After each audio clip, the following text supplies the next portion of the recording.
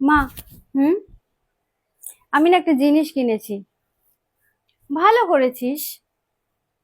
দেখাই। দেখা।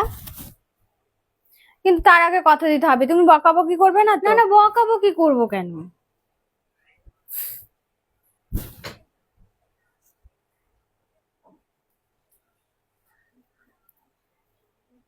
ও মা, কি সুন্দর হয়েছে রে। শোন না, পাশের বাড়ির কাকিমার কাছ থেকে সুন্দর করে একটা ব্লাউজ বানিয়ে নিবি। কাকিমা খুব সুন্দর ফিটিংস করে, জানিস তো। খুব সুন্দর হয়েছে শাড়িটা। আর তুই এটা পরে বিয়ে বাড়িতে যেতে পারবি। মা, ওটা তোমার।